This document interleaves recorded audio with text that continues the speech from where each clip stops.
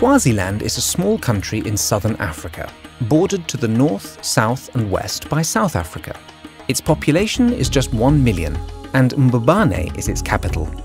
Swaziland obtained independence from the United Kingdom in 1968. The Comesa Secretariat and the ACP Business Climate Facility, Bizclim, are helping Comesa member states in the area of enabling the business environment and boosting the private sector.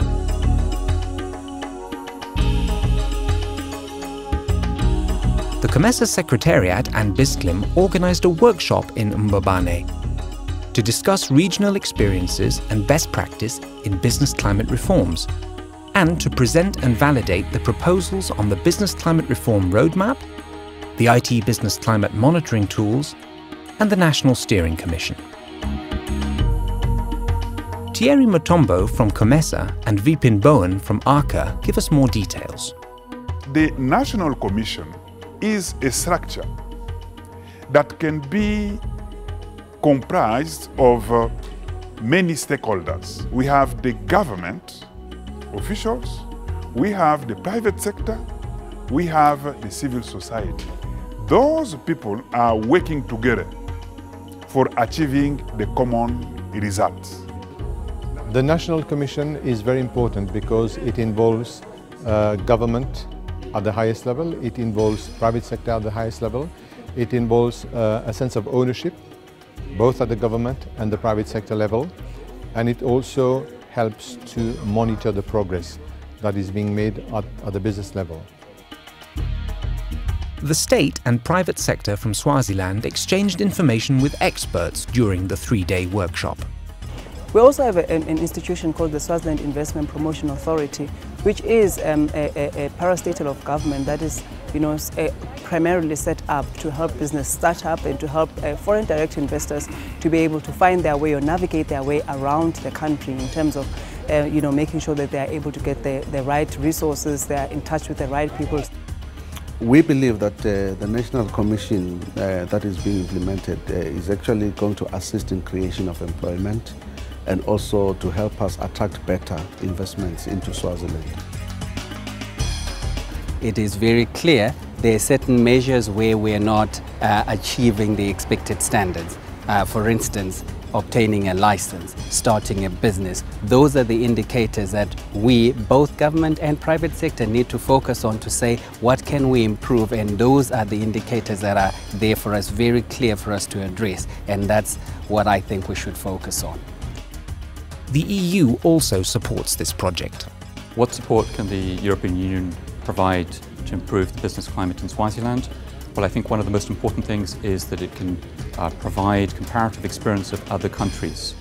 For example, showing Swaziland how countries like Mauritius, Botswana forged ahead and have done very, very well, and what can Swaziland learn and follow as an example. This opinion is shared by the Minister of Commerce, Industry and Trade in Swaziland. This workshop is very helpful to the country because, one, it will help us to implement our already spelled out goals in the investor roadmap, but it will also help us to learn from other neighboring countries and also countries around the world on what are the key things, challenges that countries face when they do reform, and what can we do to learn from them. It's also opened our eyes to see that all countries in the world are also on a reform agenda. The National Commission will definitely help us improve online registration, which we're not doing at the moment, and also to improve connectivity between all government departments so that doing business in Zimbabwe will become very easy. Zambia can share quite a lot with Swaziland, especially on the fact that there is a need to get political will on the licensing reform program. And once that is done, there's need to set up a licensing reform program or a business reform program as a whole to deal with the business environment reforms. And then after that, involve the stakeholders. Swaziland can learn from Senegalese experience to help SMEs to access to public market by setting a regulation that gave a minimum percentage of public procurements to local companies. For example, 25%, like in Senegal. Mauritius, compared to Swaziland, if you look in terms of population, it's nearly the same population in terms of size. So obviously what Mauritius has done can be replicated in Swaziland, but obviously you'll have to customize the program. But a number of things, for example, in terms of starting a business, the reform which have been done in Mauritius, or in terms of improving the business licensing system, all those best practices can be implemented in Swaziland, and it can definitely help Swaziland move faster in its implementation process. What's the current situation of doing business in Swaziland? The World Bank's Doing Business report, Swaziland ranks 124th out of 183 economies. And when you look at the country's rating, you see a lot of variety. In some of the indicators, it does very well. For instance, dealing with construction permits, getting credit, it ranks 47th and 48th. But if you look at some of the other indicators, like starting a business, where it takes 12 procedures, it ranks 161st out of 183 economies. What's the current role of women in business in Swaziland? In the private sector, we have seen more and more women climbing up the ladder. We have more financial directors in the private sector now than 5 or 10 years ago. And we have a couple of CEOs. We have seen this in the financial services industry and other private sector institutions, as well as civil society organizations or NGOs. How can Swaziland improve its business sector? I think e-governance, the way in which all the processes can be coordinated and integrated through electronic data processing, I think that has been a big eye-opener to us. The United Nations Conference on Trade and Development, UNCTAD, has presented a new system which can help find investors for Swaziland. E-regulations is an information system, an online service implemented right now in more than 15 countries in Africa and more than 25 countries in the world. Basically, it brings transparency on business administrative procedures.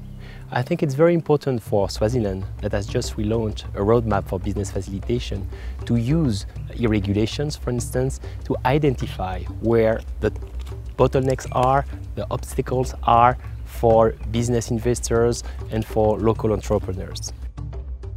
What has Swaziland learned from this workshop to improve its business environment?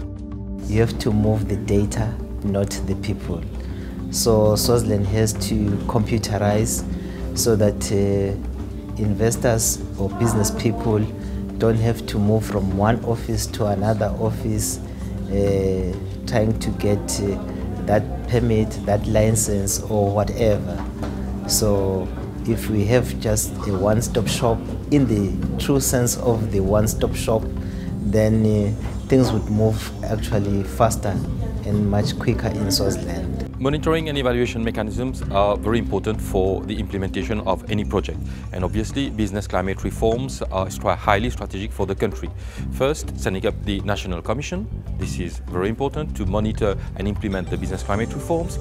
Setting up project management mechanisms to ensure that you are able to track progress and to see whether you are on track or whether you are implementing what's being done. And finally, ensuring that you obtain the results that have been requested. Why is Swaziland a good option for investors? Swaziland has been improving its business environment for domestic entrepreneurs. In fact, in the past year, it eased the process of registering property by computerizing its land registry and decreasing the time to transfer deed. And in previous years, it also passed a number of legislations, for instance, the New Companies Act, the New Insolvency Act, and also facilitated trading across borders by introducing a new electronic data interchange system. Swaziland is indeed Africa's new promise. The energy that we've got from the highest level of authority concerning this new agenda that we're driving has been amazing. The whole country is up in arms, saying that we want to make sure that this country reforms and we want to make sure that the environment is conducive for the business people. Swaziland is a country of opportunities. We need to have business facilitated in this country. And this country doesn't need a lot of effort to be transformed. If we have a good business environment, if people can easily access to land, if people can easily move in and out for this country, I think many things will be moving very, very, very fast.